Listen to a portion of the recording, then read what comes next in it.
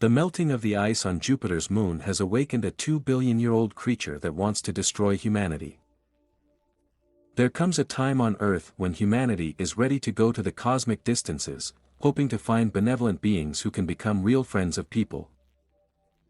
The Europa 1 flight was the first attempt to send a combined crew of Earthlings to the sixth satellite of Jupiter, Europa, where, according to some scientists, there is a possibility of life. For 6 months, the world, with bated breath, watched every minute of the flight, and the astronauts themselves lived a normal life for them. They sent greetings to relatives, conducted planned research and just rested.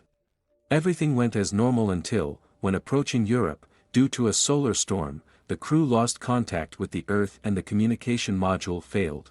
Project manager Samantha Unger talks about the latest footage received from Europe. The woman is very emotional about what happened, because it was the first time people managed to get so far into space, and she personally knew all the crew members. For a long time, the employees of the Central Control Center hoped that this was only a delay in the transmission of the signal, and soon everything would return to normal. But time passed, and the ether was silent. The crew of the spacecraft at this time mourns their colleague James Corrigan. The most terrible thing for people is that none of their loved ones knows that they are still alive, because the connection has disappeared and it cannot be restored in any way. Engineer Andrei Bloch is tightly silent after the incident, not paying attention to the concern of Dr. Katya Petrovna. Rosa realizes that space breaks people. Many people stop sleeping and just shut themselves in. The action rolls back 1.5 years ago. Then the flight was just being prepared, and it was presented to society as a new giant leap for all mankind. The project managers gave numerous press conferences at which they talked about the fact that Galileo first saw the satellite of Jupiter through his telescope 400 years ago. And now humanity is ready to look at it with the naked eye. An unpiloted ship could not complete the task, so people are sent into space. The rocket goes to the start, takes off and safely sets course for Jupiter. Everything is going on normally, although people have not left Earth orbit since 1972.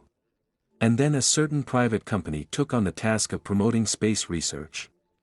Meanwhile, the commander of the ship, William Shue, officially confirms the start of the journey. Everything is going as it should. External cameras are working. Jeremy makes reports for his son, who remains on Earth, explaining the structure of the ship and the operation of gravity modules. He introduces the boy to his comrades and asks Rose to smile, and then shows an amazing view through the porthole, how little space is inside, and how endless it is outside. After passing the moon, the ship finds itself where no human has ever been, and the crew of Europa is ready to push the horizons of the unknown. For a long time, scientists considered Jupiter's moon to be just a big block of ice, but looking more closely, people realized that there are deep lakes there, and if there is water, life is possible. Well, after NASA discovered thermal regions in different parts of the celestial body, there was confidence in the existence of the simplest single-celled life on Europa. So some of the scientists would not mind making a small hole there and doing winter fishing.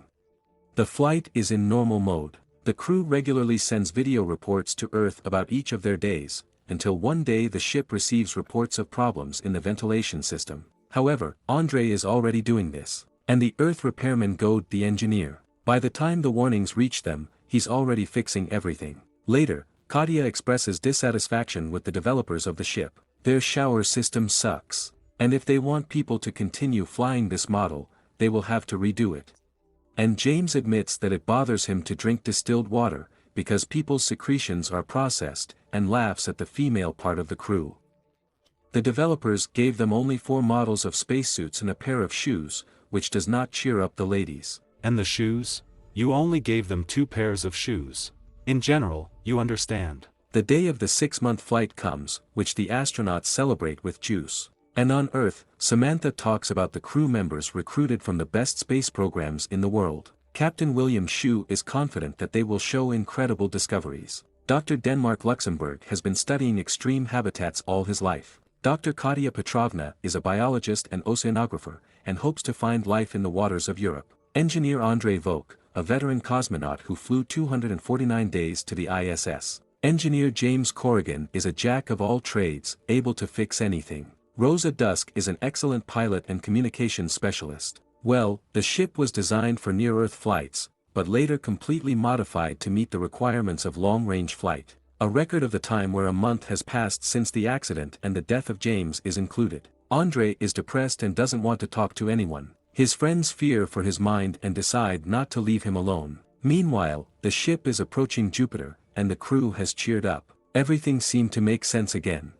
Soon the ship leaves the orbit of Jupiter and begins a maneuver of preparation for descent. And although there are temperature fluctuations outside, so far everything is going well, all systems are working fine, but then something shakes the ship a lot. It seems that there was a thermal explosion on the surface of Europa, which reached the lander. Nevertheless, the team manages to land. People are shocked to look at the snowy world outside. Later, people begin to collect data about the place of descent, although they did not get to where they wanted at all. It turns out that thermal emissions can pass through the ice, and there may well be life under its thickness. And it also means that everything will be much more difficult than they expected.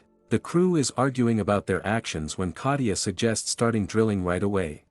After discussing her proposal, the crew begins drilling ice to take water samples. However, soon people are fixing the shift of the ice layer. The tremors are repeated, which suggests that there is more hot air under the ice than they thought, and they are constantly intensifying. Andre works near the porthole and, looking out, grabs the camera. He thinks he saw something outside. Later, he tells friends that a light appeared on the surface of the ice about 100 meters from the module. He was moving, but then he disappeared. People checked the videos, but no one saw anything. Everyone expresses their hypotheses, but it is not possible to come to any result. During the check, it is possible to detect radioactive interference, but from what could they arise? Later, the commander puts forward a version according to which Andre imagined all this, because after the shock he suffered, he is not quite adequate. The crew agrees, especially since they all felt excitement and fear that people had gone so far and could wishful thinking. Finally, the drill reaches the water, a reconnaissance probe is launched into the oceans. People are thrilled. Absolutely untouched nature, the purest transparent water under a layer of ice and very similar to Lake Baikal.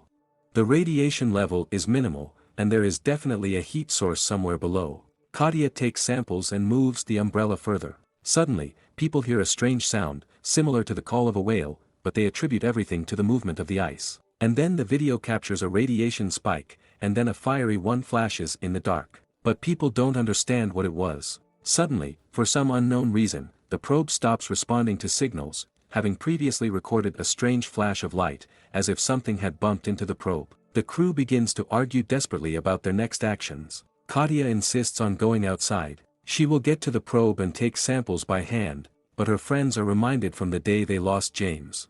The action is rolled back at that time. Then, due to a solar storm, the ship's communication systems were disrupted. James and Andrew go into outer space for repairs. They find the affected area, but when the panel is opened, it comes off, damaging the glove of Andre's spacesuit, which causes him to lose air.